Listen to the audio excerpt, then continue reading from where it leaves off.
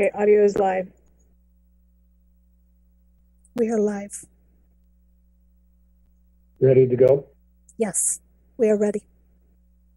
Thank you.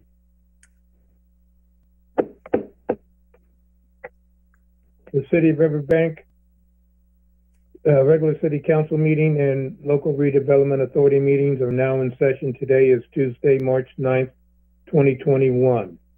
This meeting will be held in accordance with the Governor's Executive Order N2920 issued on March 17th, 2020 regarding the open meeting requirements of the Ralph M. Brown Act and the Federal Americans with Disabilities Act in an effort to help avoid the spread of COVID-19, to maximize transparency and provide public access to City Council meetings. Flag salute, if you will, Vice Mayor. Thank you, Mayor.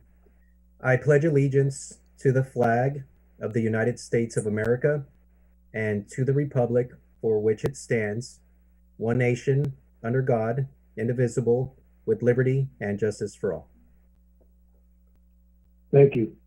Roll call, please. Council Authority Member District 2, Rachel Hernandez. Here. Council Authority Member District 3, Cal Campbell. Here. Council Authority Member District 4, Darlene Barbara Martinez. Here. Vice Mayor Chair Luis Uribe. Here. Mayor Chair Richard D. O'Brien. Here. There'll be no agenda changes. Is there any council member or authority member or staff who have a direct conflict of interest on any scheduled agenda item? To be considered is to declare their conflict at this time. Seeing none, we'll move forward to public comment.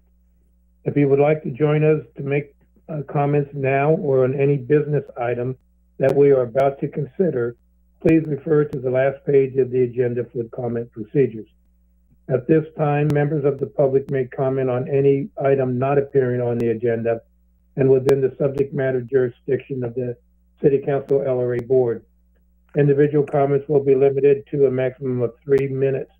Under state law, matters presented during public comment cannot be discussed or acted upon. Annabelle, are there any public comments? Mayor, there is no one wishing to speak, and for the record, there were no written comments received for this item or any items on the agenda for tonight.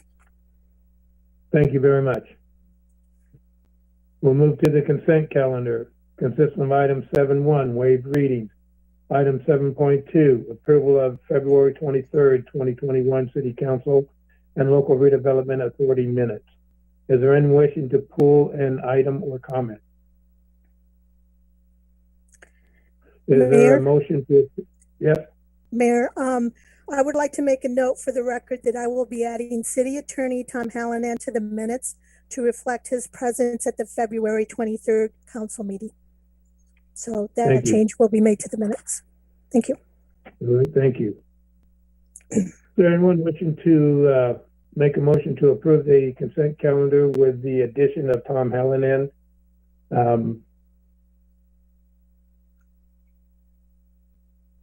Vice Mayor, anyone here? I'll make a motion to approve the consent calendar. With an amended? With the amendment. And I'll second the consent calendar with the approved change. Roll call, please. I'm sorry, who was second motion? O'Brien. Okay, thank you. Council Authority members Barbara Martinez? Yes.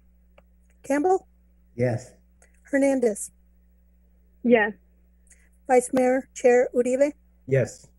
Mayor Chair O'Brien? Yes. Motion passes 5-0. Thank you. Item 8.1, presentation by Gilton Solid Waste Management on the implementation of a plan of SB 1383.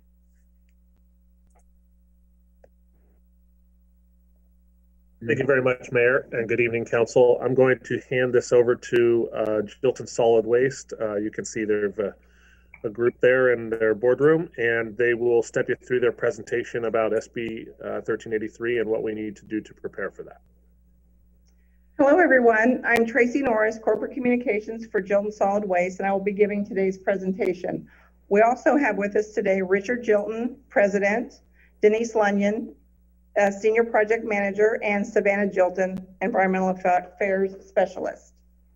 On behalf of Gilton Solid Waste, I want to thank the Council for time today to discuss SB 1383 implementation strategy.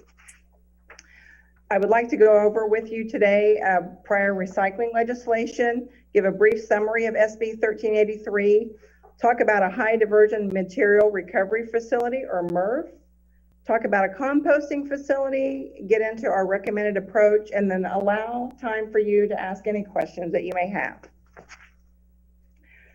I'm going to start off with really why we're here today, and that's about a partnership. As we discussed in the letter you received in January from Richard, we have partnered with you to successfully implement prior recycling mandates. AB 939, mandatory recycling for both residential and commercial businesses. AB 341, mandatory commercial recycling in which all businesses are required to recycle. And then more recently, AB 1826, mandatory organics recycling, in which any business generating organic waste was required to divert that waste from a landfill and compost it. We want this partnership to continue with SB 1383. We want to give you the assurance of knowing that we will continue to provide you with the level of service you have come to expect from our company. SB 1383 is the most significant waste reduction mandate to be adopted in California in the last 30 years. And the way we like to think of SB 1383 is the Pac-Man or the Pac-Man game from the 80s that has come along and gobbled up those prior legislative mandates that I just referred to. SB 1383 establishes a statewide target to decrease methane emissions at landfills generated by organic waste that's disposed there. And we're to reduce that by 75% by the year 2025. And beginning in 2025 and beyond, California is allowed to dispose of only 5.7 million tons or less of organic waste annually. To put the enormity of this task in perspective for you, California disposed of approximately 27 million tons of organic waste in 2017. In other words, California must reduce organic waste disposal by more than 20 million tons annually. And just so you know, SB 1383 defines organic waste to include green materials, wood waste, fibers such as paper and cardboard, food scraps, food soiled paper, as well as landscaping and pruning waste. Just a few key implementation dates. Beginning next year, January 1, regulations become enforceable and jurisdictions must have their programs in place. And then 2 years later, jurisdictions will be required to take enforcement against any non-compliant entities. And then 1 year after that, collectively as a state, California must achieve its 75% diversion of organic waste from the landfill. Jurisdictions will be required to adequately resource each of these programs, and Gilton Solid Waste, as I've indicated, is here to help you provide the organic waste collection services to your residents and your businesses. There really are two main organic waste collection services. One is the 3-container service, which requires materials to be separated at the source or source separated. This service level relies on our generators, such as our residents and our businesses, to correctly sort materials into the proper containers.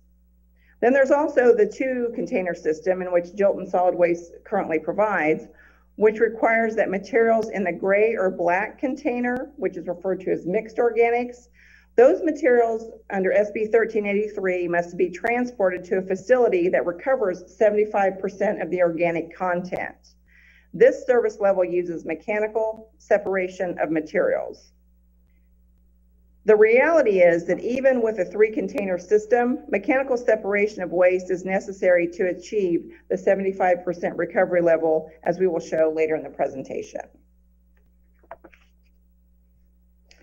Both history and recent waste characteristic studies have shown us that relying solely on residents and businesses to properly separate organic materials is not enough to achieve SB 1383 mandates. Therefore, in the residential and commercial organic material stream, we are shifting our focus from the customers and drivers for correct separation to mechanical separation of material. A high diversion MRF is in fact necessary to achieve that 75% diversion target and provide cleaner compost. Going to a 3-cart collection system will not alleviate the contamination problem, as we cannot effectively control what customers put in each of their respective cans. This is seen in the Bay Area, where waste management companies that have a 3-can system mechanically separate their waste material at their high diversion MRF facility. To help illustrate and see this process in action, we have a brief video that we'd like to show you of a high diversion MRF in San Jose. Have you ever wondered what happens to your household garbage after it's collected? Green Waste Recovery is a collection and processing provider for several California communities and operates a materials recovery facility, MRF for short, in San Jose. Come along with us for a tour of the facility. It all starts at the scale house, where trucks must be weighed before being directed to their designated tipping floor. The tipping floor is where trucks dump the material they've collected. There are 2 tipping floors. In the Municipal Solid Waste MSW building, one is for garbage collected from houses, and the other is for garbage collected from apartment complexes. The tipping floor is a large open space where trucks can easily offload and material can be easily moved. Green Waste employees set aside any large or bulky items for processing. The remaining debris is loaded with a tractor into the metering bin. The metering bin provides an effective way of feeding material into the material recovery system. A rotating drum with hammer bits begins opening bags while regulating material flow. The first stop for the debris is the pre-sort station. Here, manual sorters stand by the conveyor belt to remove large items and contaminants by hand. These items are tossed into openings that lead down to bunkers for storage. The material continues up to screens where the material from both lines merge. The screens separate the material by size. The top conveyor separates items that are 6 inches or larger in size. The middle conveyor separates materials between 6 inches and 2 inches in size. Everything smaller than 2 inches in size falls to the lower conveyor. Food scraps such as apple cores, eggshells, and chicken bones end up on this line. The top and center conveyor streams continue for further processing. The lower conveyor, which has organics and compostable material, is sent to the compost pile. Next is the knee-hot air separator, which separates light and heavy materials. The air separator unit uses gravity and an air blower to separate material based on density. The light items are transported over the machinery and continue on to the polishing screens. The heavier items fall to the lower conveyor down to the compost stream for further processing. The heavy items on the compost line proceed to a huge magnet which removes metals from the stream. Then, the material flows through our dual-arm Max AI, which removes plastics and aluminums from the stream. Manual sorting is the final quality control before this stream goes to the compost pile. The lighter material makes its way to the polishing screens, where spinning discs send all fibers, such as paper, cardboard, and newsprint, over the top, while all bottles and other remaining recyclables fall back to continue through the process. Next are the 4 optical sorters. The optical sorters have sensors that tell the equipment which material it needs to send over. With a shot of air, the plastic is ejected over while the rest of the material falls and continues through the process. While plastics and paper are being identified, aluminum is also sorted. The eddy current separator has a strong magnetic belt. This causes non-ferrous metals to go flying over and separate it into its own stream, which ends in a bunker. As material nears the end of its journey, it arrives at the 4 Max AI units. The Max AIs are programmed to identify specific material types and extract anything that does not belong in the stream. These items then fall into bunkers separated by commodity. Once the process is over, recyclables are baled and sold to be recycled. So hopefully that video helps to illustrate Have you what a high diversion MRF does with our material waste. So Gilton Solid Waste is taking a more thoughtful, strategic approach to find a long-term sustainable solution. While we strongly support educating our customers and promoting proper waste separation and recycling, doing this alone has proven not to be enough to ensure that organic material is adequately separated for diversion and repurposing. The long-term solution is to have our waste material separated in a mechanical way. Therefore, we are proposing to build a high diversion MRF and composting facility at our McClure Road property. Having these facilities will allow the jurisdictions we serve to comply with SB 1383 mandates. Our McClure Road property is permitted for us to build a high diversion MRF. Our transfer station at McClure has been in place for 30 years. We need to invest in newer equipment than what we currently have to process the necessary tonnages going forward. We are performing our own waste characteristic studies to help us determine what equipment for sorting and processing materials we will need. The bottom line is that the organic material has to be clean. The state of California requires less than 1% contamination before materials can be put into a windrow at a compost facility. The new technology that we invest in will allow us to achieve this target. Composting is a critical component in the management of organics. At our McClure site, our current permit allows us to compost 470 tons per day or 122,000 tons per year, which is much more than all of our cities would be able to produce now and in the future. We are one of only 35 compost facilities in the state that can accept food. So we have the space and the capacity for a composting facility, and our investment in the new GORE composting technology satisfies California air and water boards and allows us to operate our composting facility effectively. So in conclusion, Gilton Solid Waste believes the most cost-effective approach is a two-cart system that we currently have, along with investment into becoming a high diversion material recovery facility to clean up our materials rather than putting money into purchasing more trucks and carts.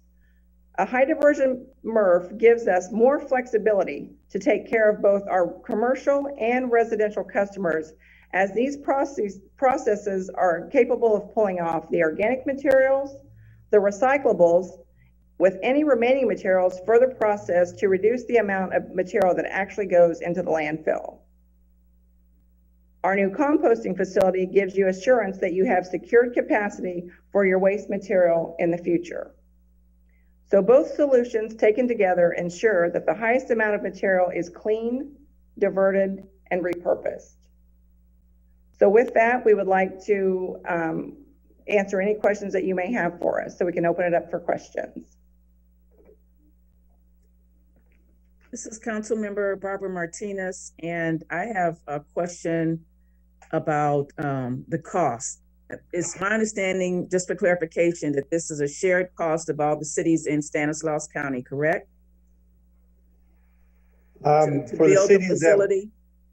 the cities that we service right now, yes, that would be correct. And that is City of Oakdale, Riverbank, Modesto, and City of Houston and Waterford in Stanislaus County. And then we also service Gustine and Livingston. And those folks kind of have a little different rule because they're in Merced County. But the ones I spoke of earlier, along with Escalon, would be in San Joaquin County, would be part of that group, yes. Okay, so do we basically about 75,000 customers. Oh, do we have any idea how much this may cost our city? Well, we've done a little bit of a city. Stanislaus County has already kind of went out there and said, do a 3-cam program. Go out to subcontractors to do the composting and the source separation of the material. And that price then came in at $31. Stanislaus County has told us to proceed on with that being probably the most ridiculous side of the program. We're still doing cost analysis on what it's going to cost for some of this equipment that we're honing in on. And we're, at this time, it could be $20 a ton, or excuse me, $20 additional costs to customers to fulfill this mandate. So we're still open, but that's kind of the number that we're projecting that it could come out to be. Thank you. I think that's it. Thank you. Vice Mayor Uribe here. Just one question. What's the realistic timeline for the MRF system to be up and running? Well, we have the biggest portion of that timeline would be the permit. Right now, if we went to start from scratch to get a permit with Cal Recycle, we would probably be looking at a minimum of 5 years to permit our facility. Because our facility allows for, it's based on the tonnage and the movement of stuff. We have that. We have the ground that would take to build a building. So it'd be basically, we're talks with, there's probably about 5 or 6 manufacturers of this equipment out there that have a little bit different technology. And so we're investigating those folks right now, and then we'll start getting some budget numbers from them on what they would suspect, how many tons of hour basically we're gonna have to run across the belt to achieve our daily functions. And so then we would get that going. And construction wise, we're probably looking at maybe 5 or 6 months after we get a permit from Stanislaus County to, build, because we're in Stanislaus County planning department. So we know we might not be in line because we've got to get, the first stage where we're at right now is trying to educate everybody, because this is a very big thing to wrap around everybody's head. You folks are on the front line as council people that, it's not like you work with this every day like we do. And, getting that and getting you educated for when you're in your functions, you can speak to people when they ask those questions, is what we're kind of trying to get done right now, because it's a big monster. And we realize the undertaking has never been this big in all the history of my years of being in this business. But I didn't make the law, I just got to follow it. And so the lenient side of it is if Cal Waste, the implementation and the regulation, when everybody's going to get in trouble, like Tracy explained earlier, if we're doing something and we're in a good solid program, we're getting permits and we're getting ready for constructions and all that, I don't think the state's going to bother those type of people that are doing those things. But if we're doing nothing, I don't want to be on that side of the fence. Okay, so thank you for that clarification. That was going to be my next question, but you kind of answered it with the enforcement. You said beginning after 2024. So that's all I have for right now. Thank you. Councilmember Cal Campbell, I've just got a couple of comments. I attended your Zoom seminar a few weeks ago, and it was very well done. And one of the things that I've been talking to some of the citizens in my district is about this, and a lot of them aren't really aware of SB 1383. And when I explain it to them that the state may be the cause for why rates may need to go up in the future for our garbage waste, they seem to be a little bit more understanding. So I would emphasize it as part of your educational program for the public to make sure they really understand this SB 1383, because that kind of puts the response on and to the state for the wages for the garbage rates going up. So that's just something I wanted to mention. Yes, and I thank you for that.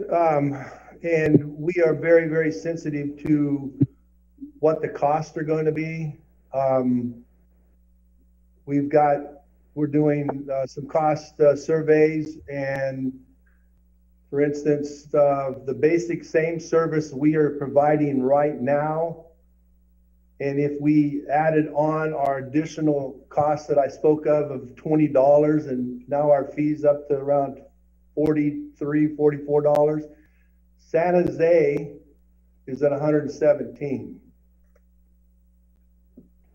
And that's, to me, is crazy. And I know you folks would even think more of that. So we know that that is, but it's here to stay. It's not something we're going to be able to skirt out from underneath. And I think the faster we get to it and get under it and get with it, the better we're going to be. And as this timeline kind of gets worked out, it's going to be, we're not going to want to just say, okay, customers, you're going to pay $20 or whatever that number is right now. We can make that work into stair steps to bite it, break it up a little bit, would also be preferable. But the deal is we have to get you folks on board, because now we've got to go out and get the financing, and our people's going to want to know, well, where's our security at? Well, our customer's only there for another month. We're not going to get the financing. If we've got some security in our time of service, then that's going to make a big difference in how our financial institutions will work with us. So unfortunately, I don't have that kind of money to build that facility in my bank account. But if any of Richard, have you talked to Cal Recycle? Excuse me? Have you talked to Cal Recycle? Oh, yeah. And we're looking. They have a lot of funding. Are they providing any funding for this type of initiative? Probably not, but there might be some other things that can be done. Is like when we built our transfer station, we were able to get a low interest rate through pollution control financing. But it still, takes security of a banking that behind that, and you still work with a bank. It's just that they are allowed to lower their interest rates, which helps in the overall picture of everything. Because there's going to be so many people doing this, you're probably not going to be like a particular grant, but there's going to be like other things that we're investigating. Can we get this because we're doing something maybe a little different than somebody else is? That's a possibility. Okay, just by processing per ton alone is going to be about a 40% increase, a minimum. So you're saying $20 a month more? Is that realistic? Well, I'm probably shooting a little high with what we've come up with right now, because it's easier to go down than it is to go up. If I say 20, that's the number you've got in your head. And if I come back and say it's 30, no, you said 20. But if I said 20 and I go, hey, I can do this for 15, I'm a hero. Yeah, but again, you're going to increase your manpower. You're going to increase your personnel hours tremendously. You're going to have to hire a lot more, and that's going to be one of your greatest expenses. But that's your business. Do you have buyers lining up for your recyclables? Well, we've already been doing, recycling with a lot of these contents already for many, many years. So we have buyers. The deal is the products are going to be more of them because we're going to be able to capture more with the new technology. And everybody else is going to be doing the same thing in California. So, supply and demand is usually what dictate market prices. And so we're probably going to have a market decline because we're going to have a lot more product out there until more users start using it. We've just been in a kind of a downswing for the last 4 or 5, calling it recyclables and making their folks feel warm and fuzzy that they were doing all this diversion, and all they were doing is diverting garbage. And then China finally said, no, we're not going to take your stuff no more. We can't keep putting it in the ocean and letting it float back to your shores. And that's kind of what was going on. So things have changed in the market field, but all of our paper recycling, cardboard plants, we used to have 18 of them in California alone. We have 2 because of environmental requirements. These plants have shut down, and the cardboard's made in Japan. Okay. Thank you. I just have one encouragement for the council. If you have not gone out to Gilton's process, you'd be amazed that, you know, you have your green barrels only for garden waste, and you'd be amazed of all the junk that they put in it other than compostable materials. But I'd just like the council to make arrangements with you, Richard, to get a tour of your facility, what it is today and where your vision is on this high diversion MRF. Yes, more than happy that, and that's part of the whole process. Is the more that we can understand, the better we can make decisions. And you know, we've already kind of went through some of this process. You know, part of our 3-can deal, we're looking at that. We have to add a 3rd can on. We have to add on the extra trucks. Our trucks nowadays, right today, if I'm buying some trucks right now today, they're $440,000 per truck that runs up and down your streets to pick up your residential waste. I'm already being told that we have to have electric trucks. Electric trucks right now, if I started, I'm probably looking at about another $175,000 on top of what today's market price of a truck is. And then I'm going to be limited on my productivity out of that truck. And so, because they're only able to run so long, where I can run a truck 10 hours a day, I may only be able to run that truck 7 hours a day because of battery life. And so that means I may have to get more trucks out there just to stay up with the productivity that I have today. And then we got more wear and tear on our streets and more liability and exposure of all the other stuff that takes place. And that's why we're saying, let's put this money, instead of putting it in all this equipment in front of people's houses and the trucks, let's put it in this equipment that's going to last longer, and we can control our destiny a whole lot easier. And then we can all move on and work on the other projects and not have to be worried about the state of California telling us we're not reaching our 75% reduction. So that's kind of where we're already been through that process of more trucks, more cans is not going to be any cheap. It's going to be more expensive at the end of the day. That's how we've come up with it so far. Thank you. So Rachel, do you have anything? So you're in the process now of educating, you said. What's the general feedback that you're getting from the cities and organizations you're presenting to? I would have to say most of it's been positive and very receptive on thank you for helping us educate, and you know, getting all staffs that we deal with are at different levels of the process of understanding, and you know, some don't have the staff that they need, others have, you know, staff that's what they do all the time, and so we understand that, and we're going to try to assist every city we deal with whatever level they need to be at. We're going to try to bring them from there up. And we're not expecting somebody to know what this or that is until we're able to sit down and help them walk through it.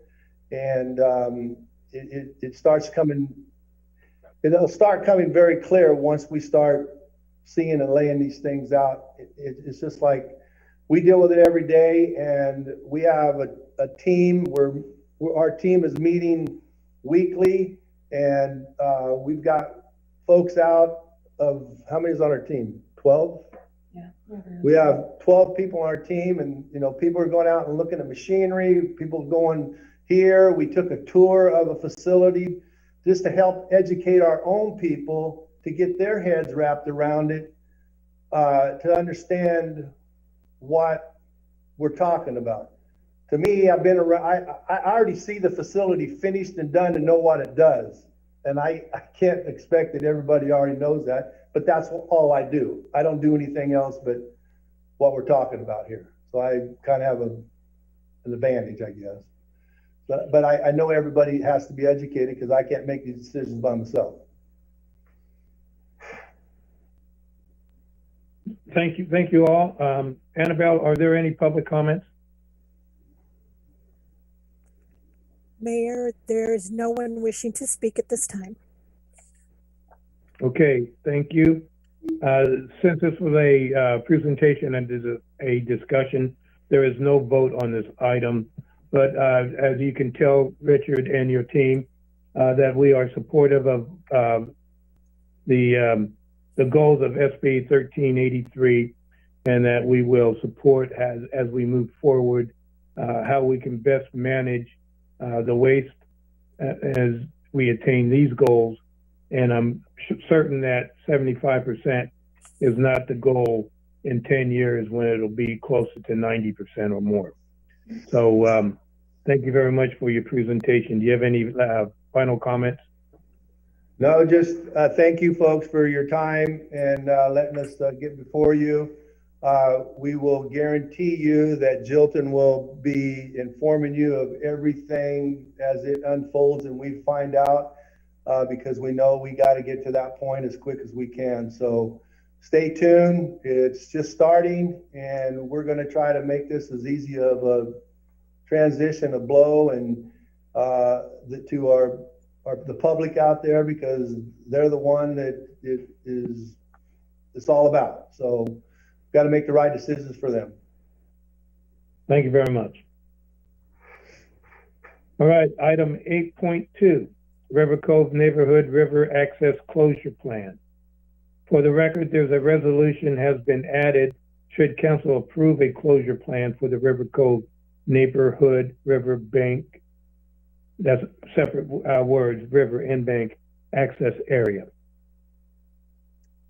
Thank you very much, Mayor. I'm going to share my screen here. Okay. As you may recall, we had a very difficult year. River Cove had a very difficult year with regard to sort of ongoing nuisance in their area down by the river, and we piloted a number of different kind of techniques to try to address not only the neighborhood nuisance issues and sort of the overuse of that area, but also sort of the ongoing destruction of some of the habitat there as a result of it just being used an awful lot last year. So we ended up, and I think that in general, some of those techniques were successful, but not to the level that we had hoped. And so later in the summer, we actually noticed the entire River Cove neighborhood that we would be discussing this matter at a council meeting. And the council had a variety of options to consider about, more comprehensive solutions. And in the end, council directed staff to prepare for the closure of the river access for the 2021 summer season. So in addition to that, council said, we'd like you to come back and kind of just brief us on your plan of how you'd like to do that. So we're prepared to move forward. We actually want to, I think it makes sense to start at the very beginning of April. We will start a lot of the preparations in the weeks before that. In fact, maybe even as soon as tomorrow, in terms of trying to get the materials ready to go and notices out. But I wanted to just have kind of our general thoughts here and get any feedback that you might have. So our proposal is to close that area from the periods of April 1st through September 1st of this year. That's really the highest traffic times when you have the most number of people, typically from out of town frequenting this area.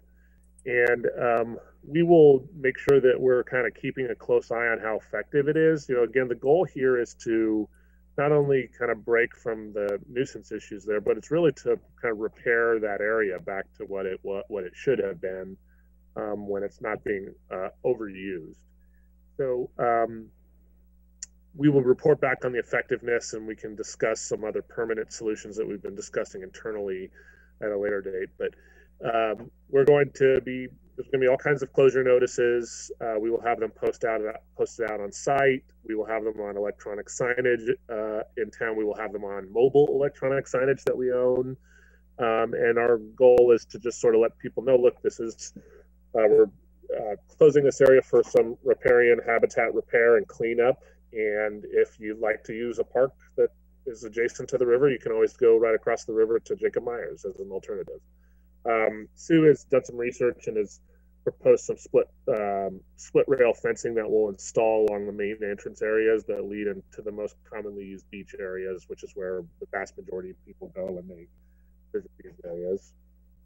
And as I mentioned, we'll have physical signage and electronic signage throughout. We'll also be putting things into newsletters for the community, just try to get the info out as many people as possible so that no one's surprised when they go down there.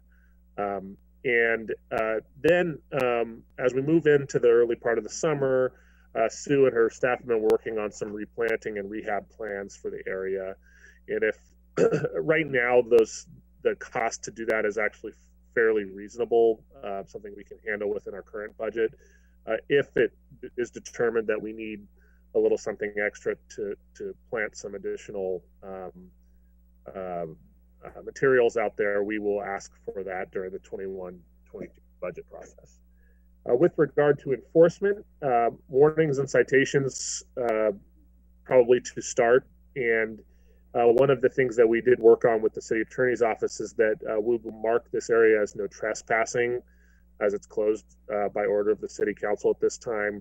And so in those hopefully very rare instances of individuals that just refuse to follow the signs and find some other way into the area, Riverbank Police Services would have the ability to cite and potentially arrest for trespassing in that area. Again, I think I hope that's a fairly rare occurrence because we hope that the vast majority of people will respect the fact that it's closed at this time and seek other options. Just so from a visual perspective, so that I can show generally the areas, in case we haven't talked about this in a few months. This whole River Cove Drive area is kind of the most common areas where you have the problems. I believe it's Presswick that dead ends. Could be wrong, could be Turnberry. I apologize. No, I think I'm right. It's Presswick. And this area in particular, we actually have cameras that have been sited here, so we'll be able to monitor it as well. But this is where the primary sort of entrance is for the majority of the folks that go there.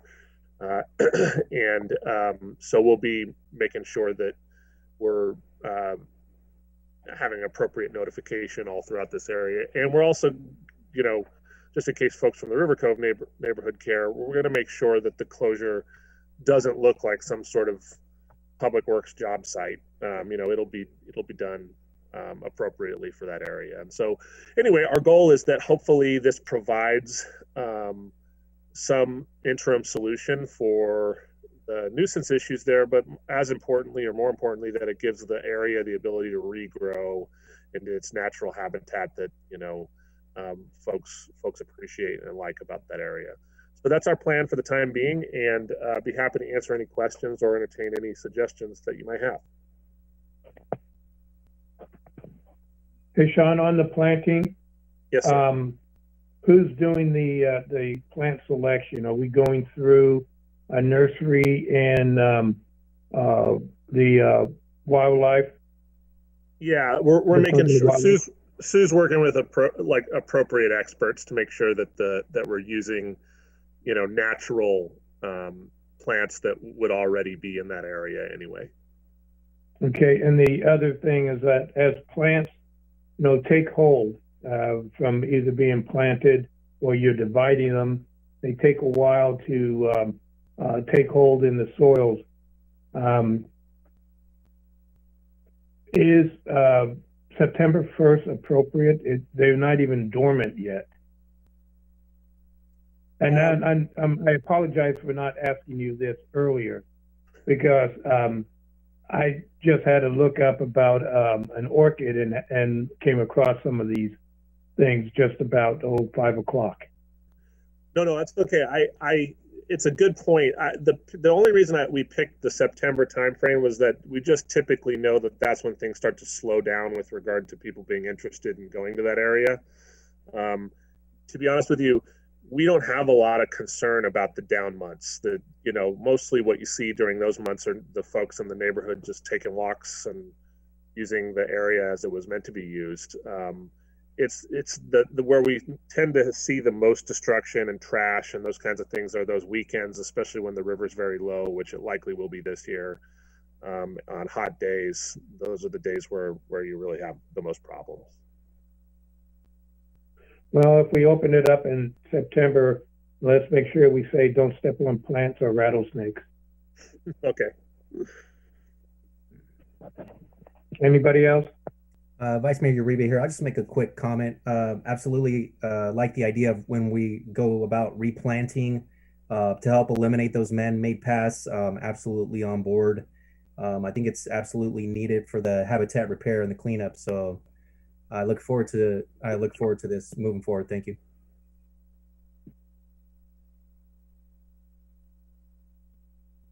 Councilmember Barbara Martinez, have we heard from any of the River Cove residents? Are they on board with the decisions, or are we waiting for them to speak up during public comment with this issue? I've talked to a couple of the River Cove residents. I'm sure there will be some that have comments tonight. But in general, even as we led up to this original decision, there's going to be different opinions about whether or not this is the right way to go. But in general, I seem to have, most of the responses I've received have been generally supportive of this, at least as an interim solution to restore the area.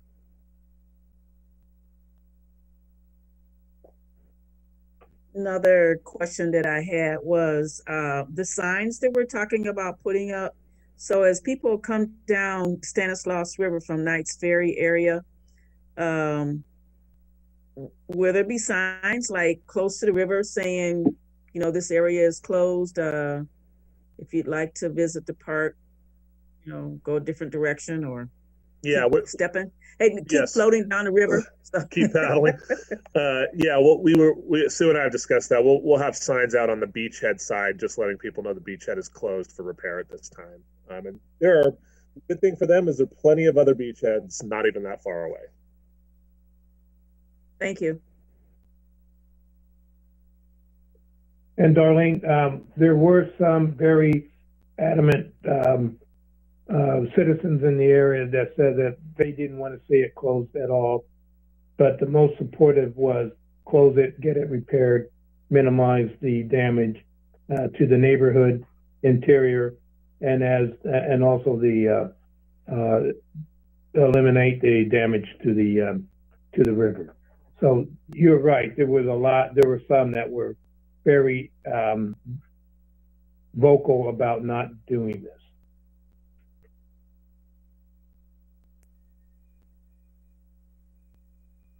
If I remember correctly, just a quick comment. If I remember correctly, there was a couple residents that actually volunteered to help us even plant some of these. So I remember there being a large support for this as well, too. There was, yes. That's right.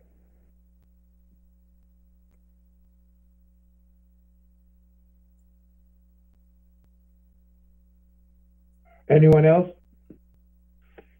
Okay, seeing none. Annabelle, is there any public comment? Yes, Mayor, we have a Chris Robinson that would like to speak. I'm going to go ahead and allow him to speak right now. All right. Welcome, Chris. Good evening. Good evening. Can everybody hear me? Yes, we can. All right. Well, first of all, I'd like to start by thanking you, Mayor, and Sean Scully, and Chief Reinauer, and everybody that I've personally had contact with about this issue. And I'd like to just thank you for listening to our concerns and getting us this far. So to help push it over the final finish line, I'd just like to address some of the concerns that I just heard brought up by some of the council members. The biggest one being the overall support here in the River Cove neighborhood. I know it's not a scientific poll, but we do have a large Facebook group for this neighborhood where we discuss matters that concern the neighborhood.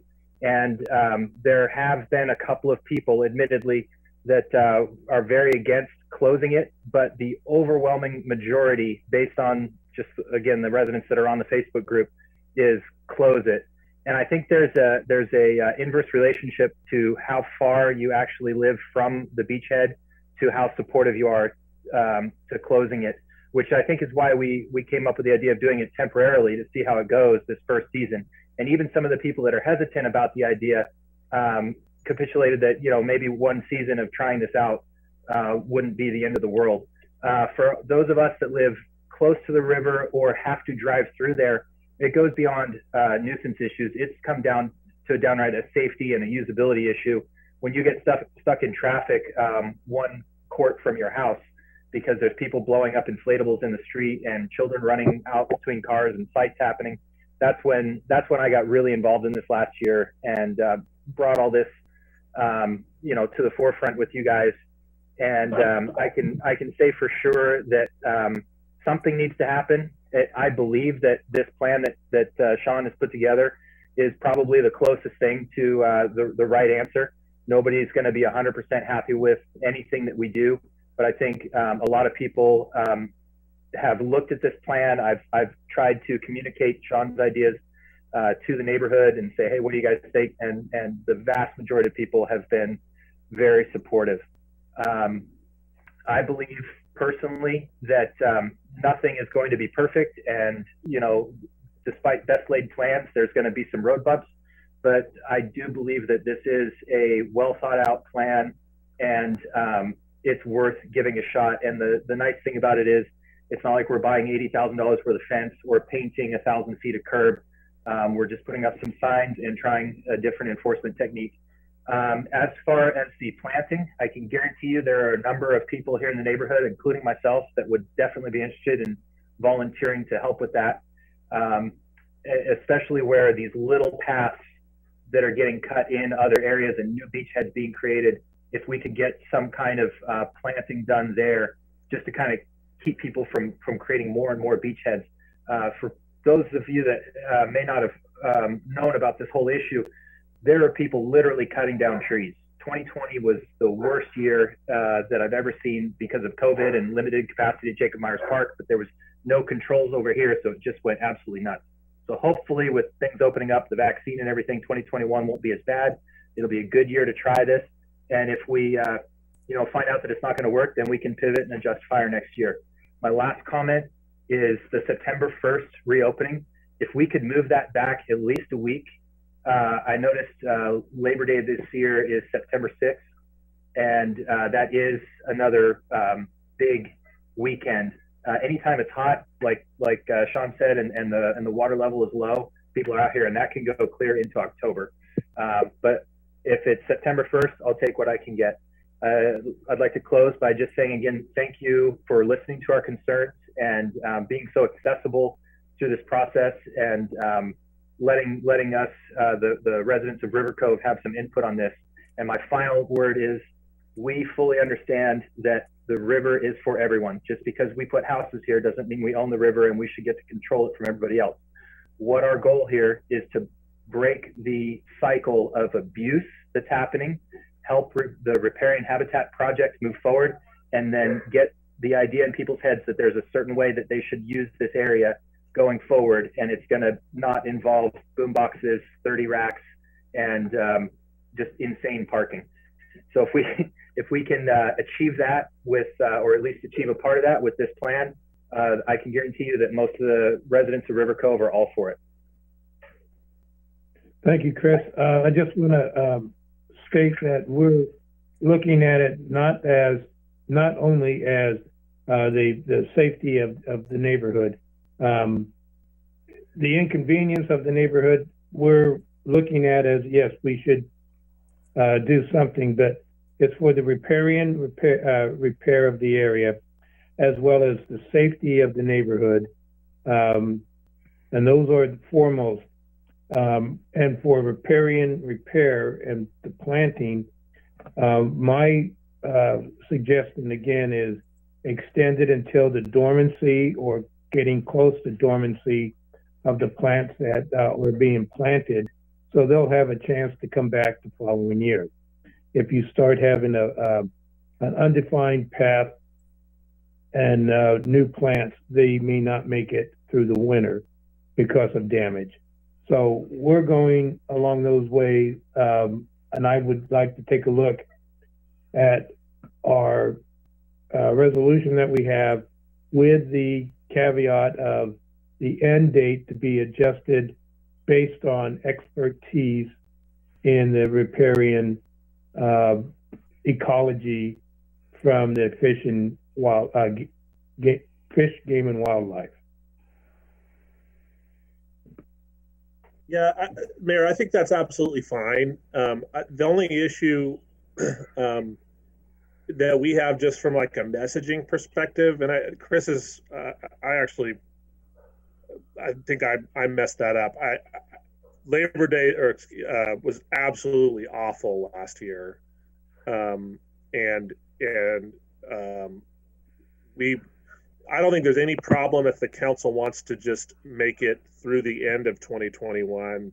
I think practically it probably just makes sense to find some sort of end summer date. Maybe you make it October 1 or November 1. But what I worry about is if on the signage, I just want to be very clear for people so they understand that, you know, it could say closed April 1st to a date to be determined. But my concern is if we did that, people would create their own date to be determined. So, you know, if we want to be really conservative, we could say November 1st for that matter. I'd have to agree with you on that, Sean. And Chris made a great point about that Labor Day weekend. I was thinking, I'm looking at the calendar now, October 1st actually makes a little bit more sense. I was going to say September 11th, just to kind of push it out to that weekend. But October 1st for messaging across the board, I'd be on board with that. How about the rest of the council? Councilmember Barbara Martinez, I know that remember that in October, we still have some very, very warm days. So we could even go out to November 1st, which is kind of like the end of the fall season. I would go for November 1st. Councilmember Hernandez. Oh, go ahead. Councilman Cal Campbell, I agree with what Vice Mayor Reby said and what Councilmember Martinez said. I think we should extend it out, you know, later on into November and even possibly to the end of the year, just to give the plants a chance to hit the dormant state like the mayor suggested. If they do start getting trampled, they could be injured and it could be a loss for the whole project. Thank you. Yeah, I agree with the November date, and I appreciate the flexibility all around so that we can reassess. Okay. So as we move forward, if we have the resolution, Chris, are you still on the line? Can you still hear me? I can still hear you. Yes, I've been hearing you for a while, so keep going. What was your question, Mayor? My question is, if we go to the 1 November, is that acceptable to your group? The reason being is to give the plants a chance to come back the following year. That sounds good to me. I don't have the group right in front of me at this moment, but I would say that sounds very reasonable, and I will put a statement out to the group and see if there's any major reactions to that, but I don't imagine there will be. Well, we'd make a decision tonight or we don't. So if we go to 1 November, if you think that's acceptable, help sell it. And if that's where we go, it's either 1 October or 1 November. I think 1 November is very reasonable. There's really no problems past November as far as overuse and trampling of plants. So if that gives the plants a good opportunity to take hold, I would say November sounds like a good plan. All right. Thank you. Annabelle, is there any other comments, public comments? Mayor, there is no one else wishing to speak. Thank you. Is there a motion to approve the resolution with a date modification to the resolution, which says effective April 1st, 2021 through September 1st, 2021? Councilmember Cal Campbell, I'll make a motion for that. Vice Mayor Uribe here, I'll second that. So it's to September 1st, 2021? I thought we were amending it, changing it to the November date. The resolution states April 1st, 2021 through September 1st, 2021. Is there a modification to that? Yes, I'd like to see a modification to November 1. Okay, to the November 1. That's a motion? And I'll second that, Mayor. Okay, we have a motion to accept the resolution. Just a second. Come on, computer.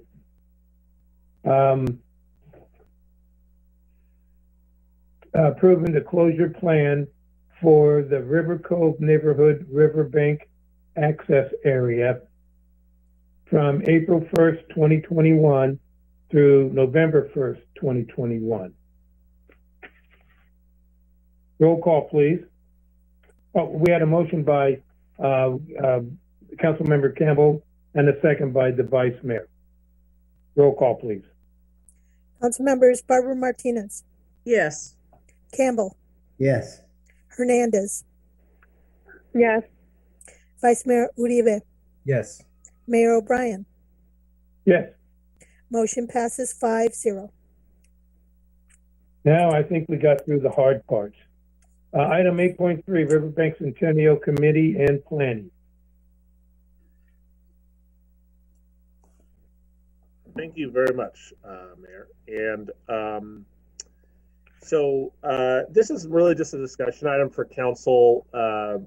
Obviously, Riverbank was incorporated in 1922, so next year will be our 100-year anniversary, and it's super common. Many cities in our immediate area must have been incorporated in generally the same time frame, because there have been, over the last couple years, a number of centennials that I've seen in different communities, and every community has a different philosophy about what's appropriate to mark that milestone. Parades, festivals, community dinners, monuments that are constructed to commemorate that. And so the question for council is whether how we want to plan for that process, and under what it's a bit of extra work that's not in our normal wheelhouse, and it's also probably something that the community would be more excited about than some of the more mundane work that we do here from time to time. So some communities establish centennial committees, and we've had that brought up to us a number of times, both at council and by the community. And so the item is really just for council to discuss what the possible makeup of a committee might look like, and tasking that committee with a certain set of goals with regard to recommendations for councils about events and other activities that could take place during the 2022 year. And we could really use that effort, because it'll help us from a budgetary perspective know how we intend to pay for these celebrations or solicit donations for them, et cetera. So I'm just sort of putting it out there for council to discuss, and any direction you give us, we will move forward with. Thank you very much, Sean. My thoughts, and I put those out a while ago, and I also reiterated them. The 22nd of August is a hot day, no matter what year you're in. And if we do a day-long celebration on the 22nd of August, it's going to be exhausting heat stroke. I proposed that we have our planner that does cheese and wine do a planned celebration for a year-long celebration, having different major events that you would normally have during a celebration, whether it's a week long or whatever, throughout the month. Whether it's a parade at one point, combining it with maybe Veterans Day, or having a combined cultural celebration during the week of the 16th and 17th of September to coincide with our heritage as well as our Constitution Day. And I think having a professional give us the idea, combining it with as I think everybody received a letter from the Historical Society, and getting them involved in presenting some historical documents from Bernieville from the 1850s. And if we have a certain event that we can bring in, you know, some of our famous people that have, you know, who was the runner? I'm forgetting his name. Was it German Fernandez? Somebody should know. Yes, you're correct, Mayor. Okay, yes, thank you. You know, he's still alive. Let's bring him in and celebrate his successes as the successes with Riverbank. You know, we could do it, you know, on the day of the Centennial, have maybe a community dinner at the new community center. But these are ideas that I've been kicking around for a while. But I want your thoughts and how we go about planning it. Again, have a professional do it, because I'm good at an idea, but not good at doing the execution. Councilmember Campbell, can I make some suggestions? Absolutely. I was thinking a lot about this. As you know, Mayor, I've been in the Historical Society very active since I've been on the council. And we've talked about having different themes at different times for activities in the Historical Society. And I thought that maybe if you want to have the professionals do this, we could give them some ideas for each month, such as we might do something about the history of the Historical Society building, that it was originally a library. We might talk about the cannery one month, and then have events maybe coordinate with those, and somehow get the public involved too. We could get the local newspaper. We could write up some little, and I could do this with the society or others, and to try to get the interest of people stirred up a little bit, and let people that aren't really familiar with Riverbank that live here, educate them more about it.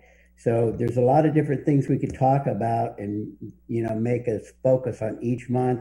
You could do, like I said, the cannery, you could do the railroad. Those are just some, and there's many, many more. And if we present those to the group that you were talking about, Mayor, I think it would make it easier for them to possibly come up with activities also. So just a thought. Thank you. Councilmember Hernandez, I think it's a great idea to establish a committee, and I know I have a lot to learn about the history of Riverbank, so I think that's important, but I think it's also important to celebrate, you know, our future and our growth. So I would like to propose potentially each of us getting maybe 2 people from each of our districts to represent in the committee. That way we get, you know, the diversity of each district and some different perspectives. Vice Mayor Uribe here. So I kind of leaning on to Councilmember Hernandez's comment there. I'd like to see the downtown business route be a part of that, which has a huge group in District 1. As far as the workshop, it definitely, I agree with the professionals running the show. The more I thought about the mayor's idea about having one event every month, it seems, and then I thought maybe what if we did maybe a 2-day event, a little bit closer when it's not so hot, kind of like similar to Cheese and Wine, but where we can highlight one thing, a few things one day and then different things the second day. And that's something the workshop, the committee can work on. Just some initial thoughts for right now.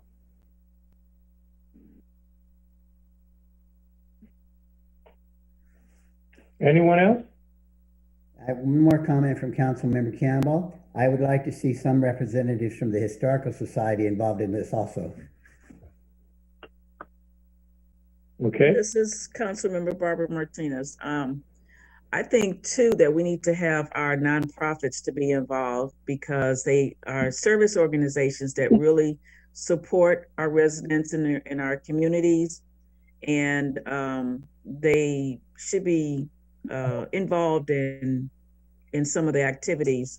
I would think that a good idea would be to have a monthly theme. Not exactly sure which themes that we can talk about, but or that we can have an activity. But I think that monthly would be a good idea. We could start off with maybe the history and go into the name change or whatever. And maybe at one of the events we could have someone from, I don't know, maybe the theatrical group from the high school would maybe want to put something on and have it be that they wear the costumes of yesteryear and just, to represent where we have come from. And then maybe also at the high school, they can talk about maybe, how you do graduation day and you talk about your future.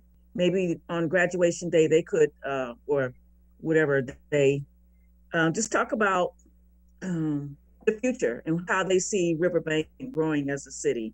So those are some of my thoughts. Thank you. I like that idea, Darlene.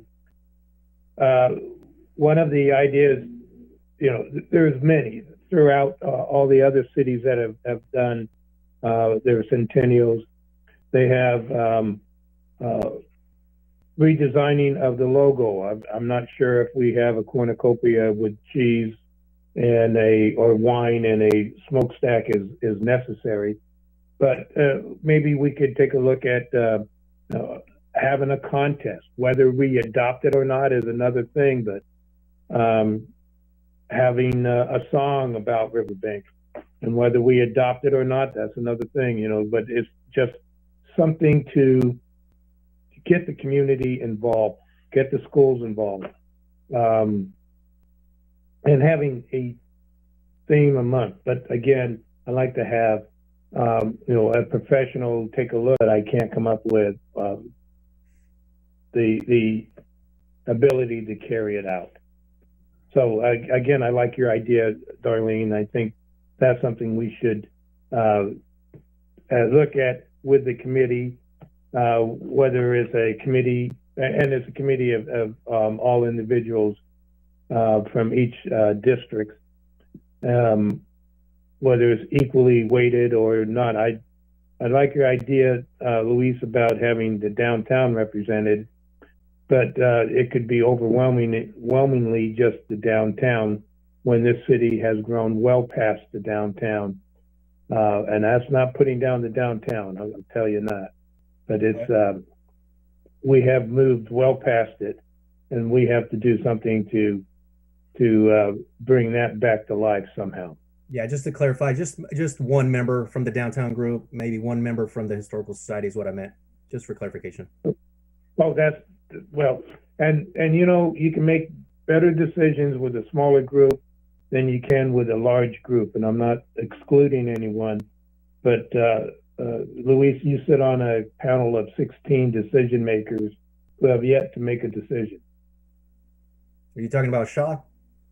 I did not say it by name. That's all Darlene now. Oh. I'm sorry, yes. But it was your dime for 2 years. Okay, Sean, have we given you enough direction?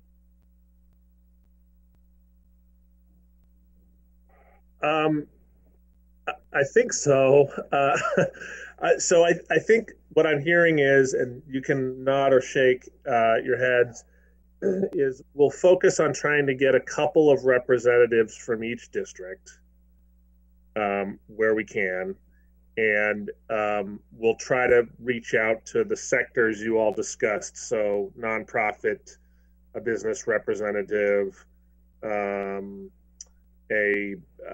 so sorry, there was one other sector that I'm forgetting now, but I'll go back and listen to all of the feedback. And, you know, from it probably makes it cleaner and easier if we keep it to be community representatives versus elected officials. And then have them report back to you, or I'll report back for them, or whatever, on a regular basis of, you know, what they think and are discussing.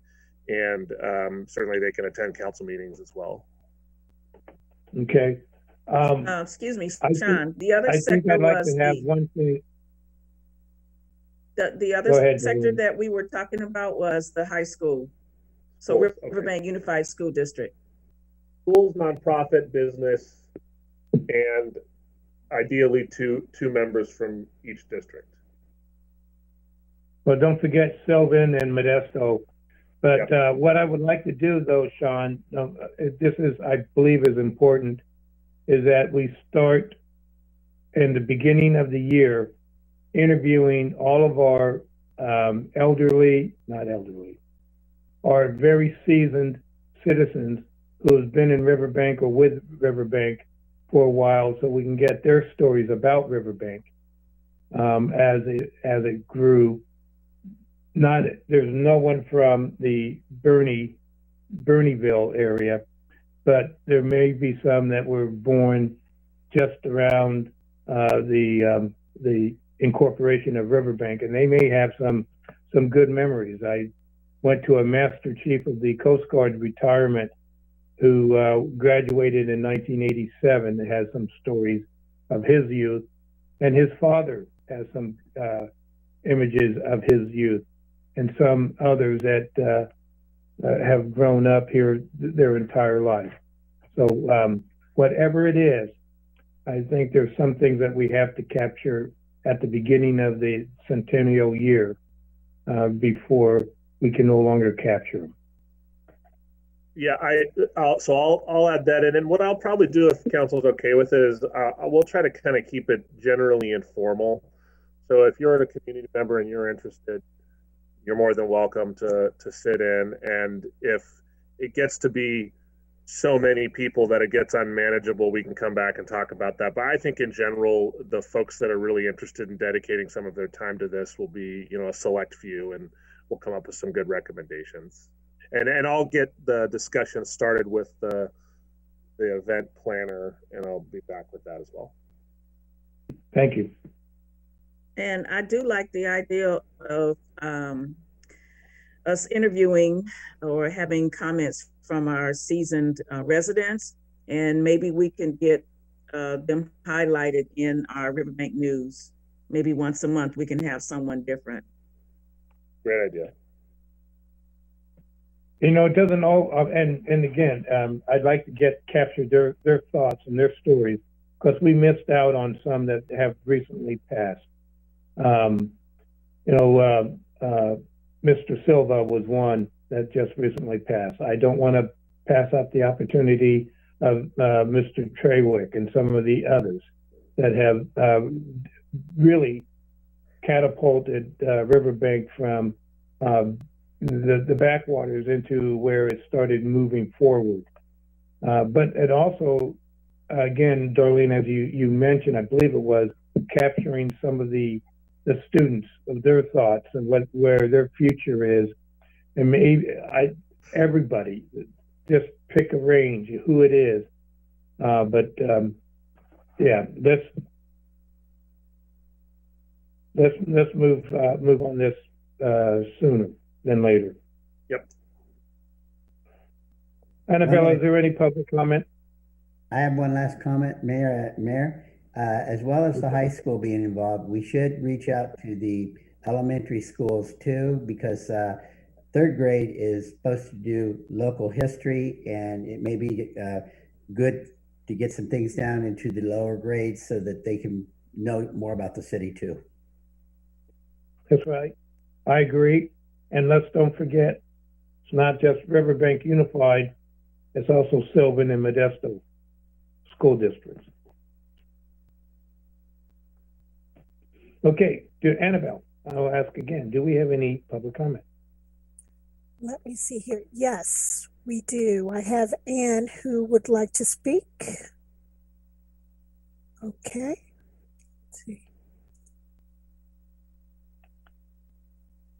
Yes, my name is Ann Ditko, and several years ago I went to a Centennial of my mother's hometown, and they highlighted historical homes. Maybe the Historical Society could do something like that. And I did not get what they highlighted. Could you say that again? Historical homes. Oh, okay, yes.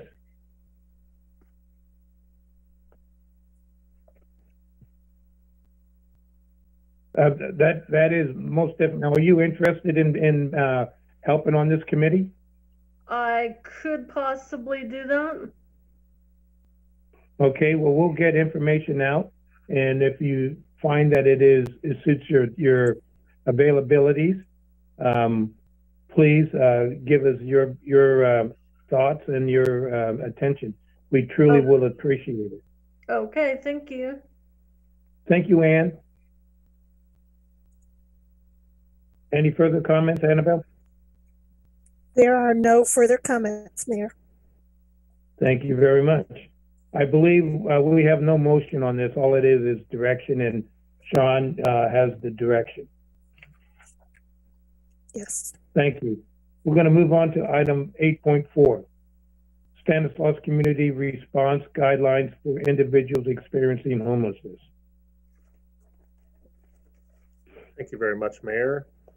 Okay, last PowerPoint of the evening, I promise.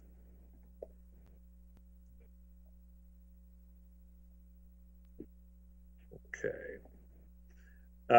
So we've received a request from Stanislaus County, from Kyle DeJesus, who's the Housing and Supportive Services Manager at Stanislaus County. Does in my opinion, does a fantastic job helping out all of the cities in Stanislaus County with regard to the outreach team and a number of other services. And anyway, the Stanislaus County and the city of Modesto some time ago realized that there wasn't really any uniformity with regard to how we handle homeless encampments within the county. And so they, along with the Stanislaus Homeless Alliance and some other stakeholders, created basically a plan or a set of shared protocols for what we do in these unique situations where you may have a homeless encampment that has become something that's concerning from a health and safety perspective. And the idea is that this protocol will be uniform throughout the county. And so when we run into these issues, there's a very specific, fair, humane, and direct process to go through. So I'm going to step through it with you in broad strokes. For those members of the public that are on the meeting tonight, I would encourage you to read the full plan that's part of the agenda. It's on page, it's about 20 pages. It's attached to this staff report. But in general, as I said, it was developed to address outreach and removal of significant encampments within the county. And it was developed, to inform and assist in those different city jurisdictions, a uniform set of protocols. Excuse me. So The process is designed, one of the things that I like about it the best is a multi-agency approach, where we really are pulling from all of the services that are available countywide when we run into one of these situations. And I'll go into that in a little bit more detail here in a moment. But to define what we mean by significant encampment and immediate hazard, it essentially means a gathering of 10 or more homeless individuals when one of the following specific criteria exist. I'm going to read them off to you.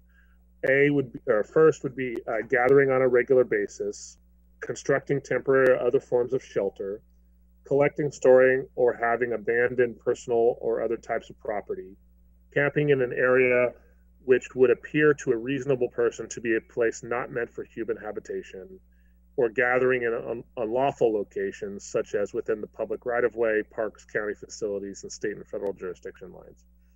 The immediate hazard definition would be met if one or more of the following conditions are met. It's adjacent to a highway, railway, waterway, roadway, or driving lanes. Criminal activity beyond illegal substance abuse is present. It's difficult to extend emergency services to the site. Imminent work scheduled at the site for which an encampment will pose an obstruction. Damage to the natural environment or environmentally critical areas. Substantial quantities of garbage, debris, or waste. And proximity of individuals experiencing homelessness to uses of special concern, including schools, youth-serving community centers, and facilities for the elderly. So that's kind of how they've defined what you would, when you would potentially put the protocols into place that are part of this plan. The plan then moves on to set up the common set of procedures that you go to if we're going to use an example. I'll have a fake example and then a real example. Let's say that we had a very large homeless encampment of over 20 people along a railroad right-of-way, maybe very close to the railroad. So it meets the definition in a couple different areas. Maybe they're accumulating garbage. They're also very close to the trains, which is dangerous. And the lead agency in all of these cases is always going to be the primary jurisdiction of where the encampment is located. So if it's in Riverbank, it's the city of Riverbank. So the procedures basically would be that we the city, identify the immediate hazards. We look through, there's criteria located within this plan that determine whether it's important to remove the encampment, and those are safety, health, location, and size. And there's quite a bit of detail if you look through the plan on how they define those. Talked about lead agency. The next step is outreach and engagement team. This is what I think is fairly critical, where you contact the county. We notify them that we found an encampment that has met the definitions. They then send out their outreach and engagement teams to within a minimum of 1 week to not only prior to the posting of an abatement notice or removal notice, they will go out, educate the folks, see if they can get them into services, provide them a variety of alternatives, and sort of prep them for the next step, which is the notice to vacate. Notice to vacate is about a 72-hour notice in both English and in Spanish, which will outline the intention, to clean up the site and remove any garbage or debris after they've moved on. And then finally, there's some procedures set forth in how you clean up the garbage and debris, just to be sure that, for example, we're not throwing away things of value. And that's already kind of a common process when we've had situations like this in the past. And finally, the prevention of reestablishment of future encampments. So let's say we had just determined this area was just too dangerous for anyone to live in. There's a series of postings that are recommended to make sure that it's clear that this is no longer an area that's suitable for human habitation. So overall, the process is really designed to just set a certain level of formality to hopefully those rare instances where you're going to have to get in and break up an encampment for whatever reason. I will say that the city of Riverbank actually sort of did a pilot of this process just this week, as a matter of fact, at our Pioneer Park, where we had a encampment that had grown to a fair size and had started to accumulate quite a bit of trash, and we were beginning to become more and more concerned about the health and safety of not only the residents in that encampment, but also those around the park. So the chief actually kind of took the lead on this, and he used these general guidelines and processes to set up a day, which was Monday this week, to ask the homeless people to pack their things and temporarily disperse from the area while we could get in, clean it up, reestablish some new rules for the use of that area. And although, every process is a little bumpy, I think the chief would probably tell you that overall it went very well. We were able to clean up the area. It didn't take an awful long time, and have worked on sort of reestablishing some use guidelines for folks that may end up returning. They may not, they may, to make sure that the place remains usable and doesn't get out of control again in the future. So with the limited experience we have using these guidelines, it has been fairly positive so far. The packet also shows some samples of property receipts that may be used, notices to vacate that are posted on the property. So it really provides a good plan for how you would go about addressing some of these issues. I'll say just publicly that, I think the council's hope and certainly staff's hope is that we don't have to do this that often, if at all, because we end up having a more appropriate shelter to redirect folks to, but it may be something that we want to have on the books moving forward. Annabelle was nice enough to set up I'm going to see if I could share. Hopefully you guys, can you see this, the resolution? No, John. It's not showing. Okay, let me fix it. We created a resolution that wasn't originally included in the packet, but as we discussed it, it's important, we think, to have, if council is agreeable to approving this, we think it's important to have as a resolution approved by council, because this will go into the permanent record along with the plan. And so 10, 15 years from now, when someone wants to go back and see why we go through this process with regard to homeless encampments, they'll be able to access all of that information. So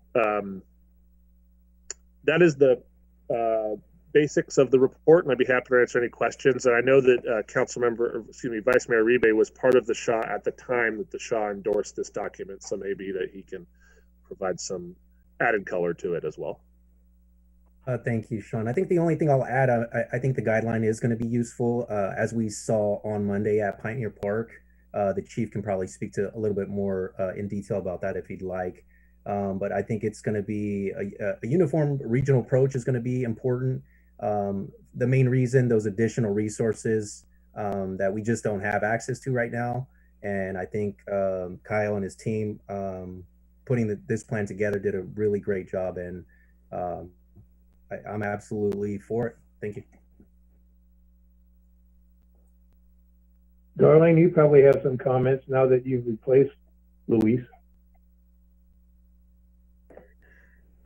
Yes, I'm glad to see that there is a concerted effort and a procedure in place for, like a standardized procedure, because, when you do encounter these encampments, I think that people, that the cities were going about as far as breaking up the encampments, there's, yes, they got the sheriffs involved, but I don't think that everybody was probably following the same procedure.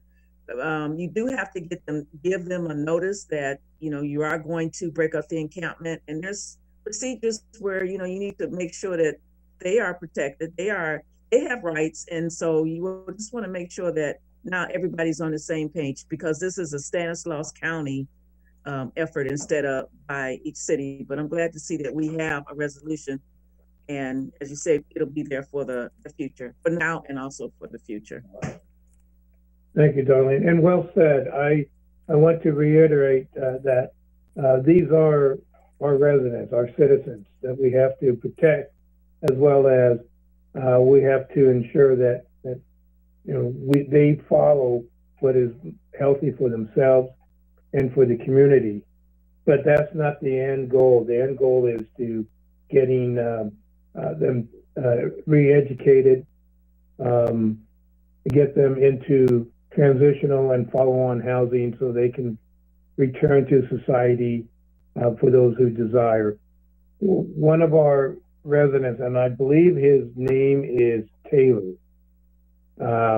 Mark Taylor, I think it was, who 8 years ago came before the council and said that he's homeless. He's been a resident of Riverbank in the homeless area for 20 years.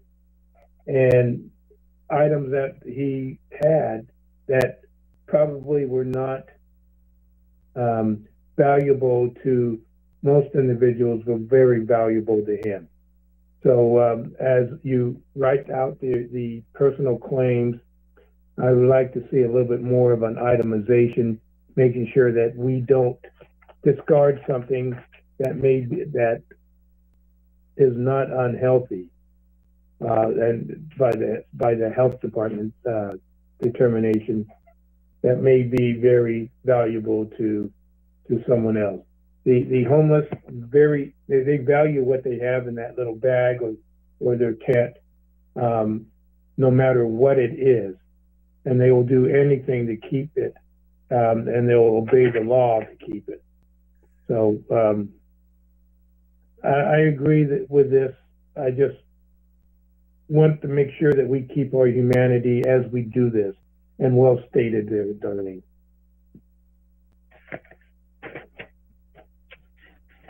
Kyle, Rachel?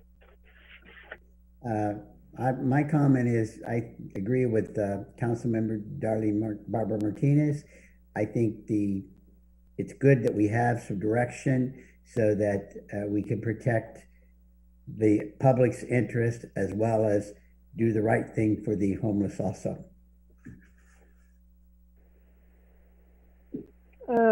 I don't have anything to say, but collaboration is key, so this is really good to see. All right. Okay. Mayor, if it's okay with you, can I read, because I'm getting messages that I've been told that I shouldn't be putting up Word documents into sharing the screen because it doesn't come through on YouTube. So just for the clarity of the record and for anybody that might be watching on YouTube that this document is blurry, the resolution is a resolution of the City Council of the City of Riverbank, California, authorizing the city manager to implement the Stanislaus Community Response Guidelines for individuals experiencing homelessness and the incorporated multi-agency response protocols in addressing homelessness encampments.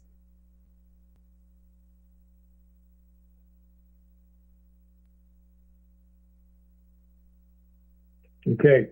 Annabelle, are there any public comments? There are no public comments. Okay, thank you. Is there a motion to accept the resolution as a guideline and authorize the city manager to sign the document on behalf of the city? This is Councilmember Barbara Martinez. I make a motion that we authorize our city manager to sign the document so that it will be part of our City of Riverbank Council. And Councilmember Barbara Martinez, could I just maybe suggest that you also recommend approval of the resolution? And also recommending approval of the resolution. Mayor, if I may interrupt, City Council, We do have a hand up. Okay, then we can stop what we're doing. Excuse me, Annabelle, let me do this. Let me see if we have a second, and then I'll go back for any additional comments. Okay. That's permissible, I know that. Yes. Councilmember Hernandez, I'd like to second. Okay, we have a first and a second on item 8.4, the community response guideline for individuals experiencing homelessness. Are there any additional comments before we go to a vote? Yes, we have Anne who would like to speak. Anne, good evening. Hi, I do live near Pioneer Park, and I'm questioning as to, is there more to the long-term plan to supply housing for the homeless? Because this was a real issue for the past month. And I can go with that. We have several opportunities, and we're trying to get all of them finalized for getting housing. This is called transitional housing, getting the homeless off the streets and into an educational type of a venue that will give them the life skills that they need just to survive, including, sanitation, hygiene, economics. And then after they graduate from that would be through a Cambridge Academy type organization. And the second thing would be a follow-on housing, which will be available to them as they go out to job seeking, getting jobs. In fact, the Cambridge Academy helps place them in jobs. So once they get established, they can move out of follow-on housing into other types of housing. So that is now a pathway of all those who are homeless to move from one step to the next step and then out. We don't want to just shelter them. Correct, I understand that. But this was a huge issue for the past month because I live 4 houses away. And one of the big problems is the lack of lighting at that park. And so on Riverside Drive especially, it's pretty dark in that area and it becomes a very unsafe space. So I think we need to look at putting lighting in. Okay, and that is a topic that we can address separately. But that's a good point. What we will do, though, we're going to just focus on what we're doing here tonight with the guidelines for those who are experiencing homelessness. And public safety will be a separate issue, and we can, if you can provide us your contact information, we can get in touch with you and what we can do to make that area a lot safer. And I do understand that it is dark in that area. That needs to be taken care of. And okay, thank you very much. Thank you, Ann, for your comments. Annabelle, are there any other comments? There are no other comments. Okay, we have a motion by the Vice Mayor and a second by Council Member Hernandez for item 8.4 to accept the resolution. Mayor, here, just for clarification, I believe it was Councilmember Darlene Barbara Martinez that made the first motion. Correct. Well, thank you very much, Vice Mayor. I gave you credit where you don't deserve it. Councilmember Barbara Martinez made the motion and seconded by Councilmember Hernandez. Roll call, please. Councilmembers Barbara Martinez. Yes. Campbell. Yes. Hernandez. Yes. Vice Mayor Uribe. Yes. Mayor O'Brien. Yes. Motion passes 5-0. Thank you all for that, and Ann, thank you.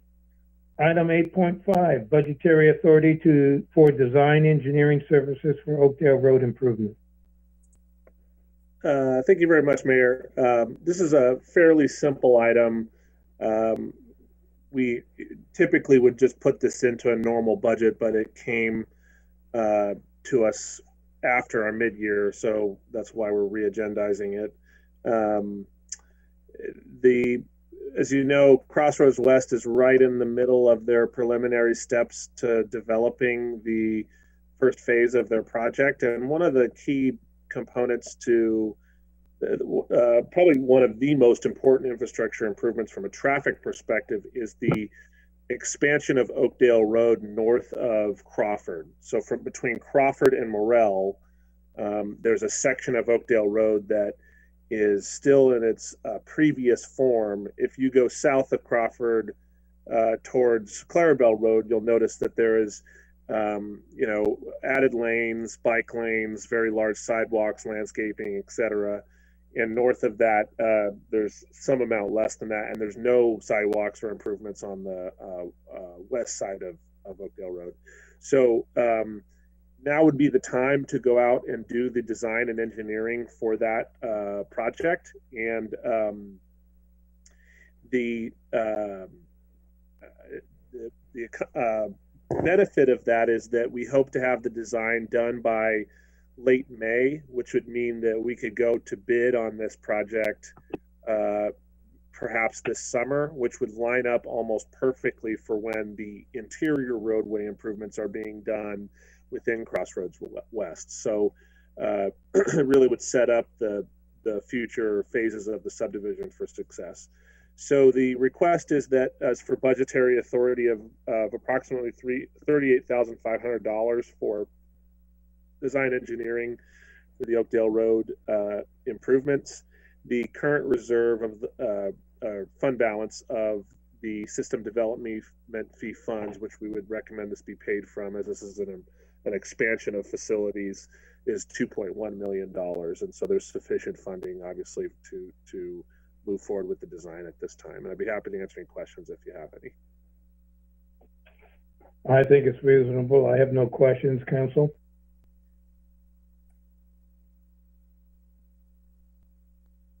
I agree with the mayor. Oh, go ahead.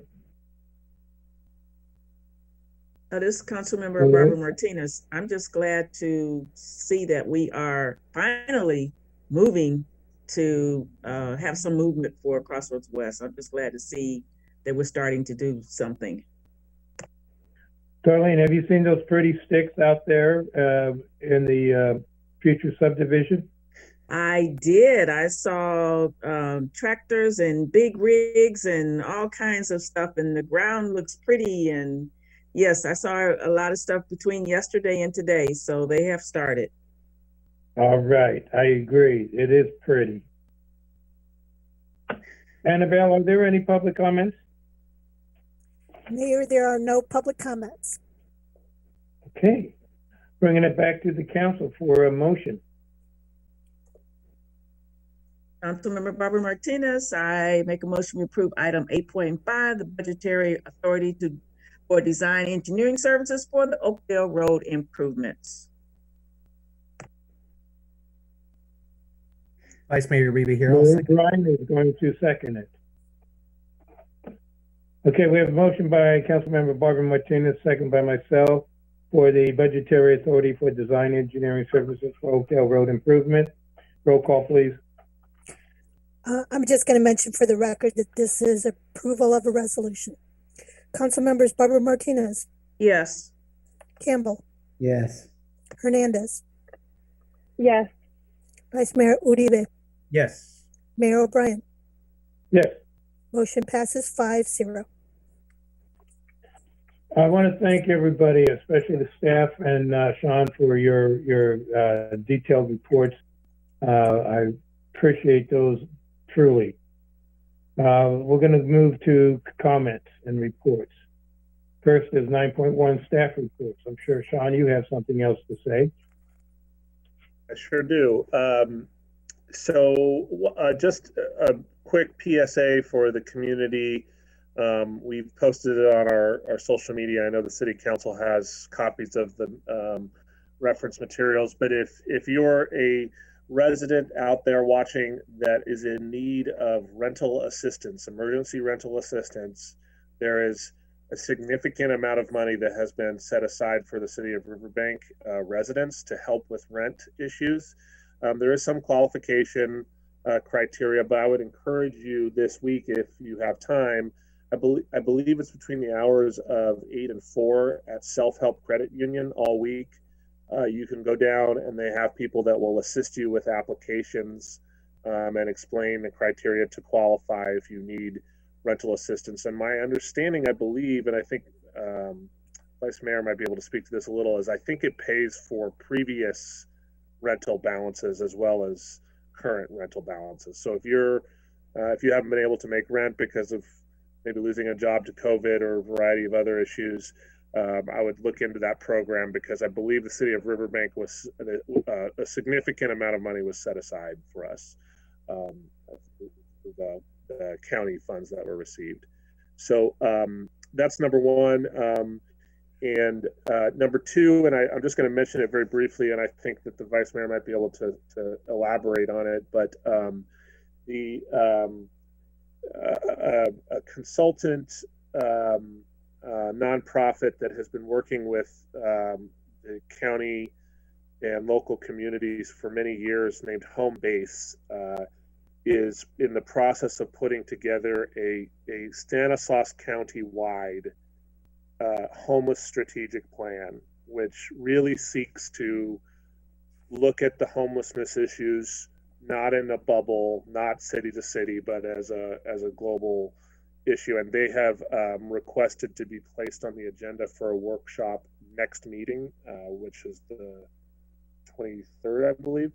And so we're working with them on setting that up. I think that I emailed around to council. There's an online survey that you can take, and I would encourage anybody in the community to do it. It doesn't take very long, maybe 10 minutes, but it'll be super helpful information in getting an idea about how our community feels about what kinds of things we should be doing to address homelessness here locally. So those are the two major announcements I have for this evening. Thank you. Any other staff, Sean? I don't think there's any other major announcements unless our assistant city manager has anything tonight. Okay. All right, I'll go to the council. Councilmember Hernandez. Hi, yeah. Another update on Love Riverbank. We are moving forward and currently looking for sponsors. We haven't had another meeting yet, so that'll be in the next week or so. So I'll definitely send that to council, and anyone else who in general wants to get involved can check out social media or email me at the city email. It can be found on the Riverbank website. I do want to thank Police Chief Ridenour for scheduling a ride-along with Deputy Zong, who's our new Community Resources Officer. It was really insightful. It was a short ride-along, but I loved hearing the perspective and the different approach that that deputy has. So I'm looking forward to learning more, and I believe that's it for now. Okay, thank you. Councilmember Campbell. Just like to say that on Friday, I'm going to attend a webinar regarding secondhand smoke around housing and looking into policies that cities may put together to help strengthen stopping the secondhand smoke in their cities. I will report back to you after I attend it. Thank you. Councilmember Barbara Martinez. I wanted to thank the chief for attending the meeting of the Riverbank Federated Women's Club. His presentation was very much appreciated. And we're having our virtual Shaw meeting. It's tomorrow at 5:30 and it's open to the public. And please contact me if you are interested in attending. And yesterday we celebrated the Global International Women's Day. And this was to celebrate the social, economic, cultural, and political achievements of women. And I want to thank all women who have made contributions, past and present. And congratulations to Rachel for being recognized as a woman in her community, as an outstanding woman in her community, and also the commitments and your participation in being on our city council. Very much appreciated. Thank you. Thank you very much. Vice Mayor. Thank you, Mayor. Congratulations, Rachel. So just for clarification, the emergency rental assistance timeframe is 9 a.m. to 4 p.m. I think I think you were closer, Sean. The League of California Cities will be holding a discussion on solid waste, which kind of ties into our SB 1383 discussion. That's going to be on April 6th at 10:30 a.m. So I look forward to that discussion. The Riverbank Historical Society had their first meeting yesterday, a virtual meeting, and announced that they're going to have free membership for the entire year of 2021. So any resident looking or interested in joining a nonprofit, this is a great opportunity to join at no cost. So please reach out, and I did verify I can give out his direct number. Please reach out to Rich Homer at 648-3496. Thank you. Thank you very much. I want to thank Congressman Harder, the Deputy Assistant Secretary of the Army, and the Administrator for U.S. EPA Region 9 for our frank conversations that we've had about the industrial complex, the difficulties we've had in dealing with the conveyance, also what we had difficulties in with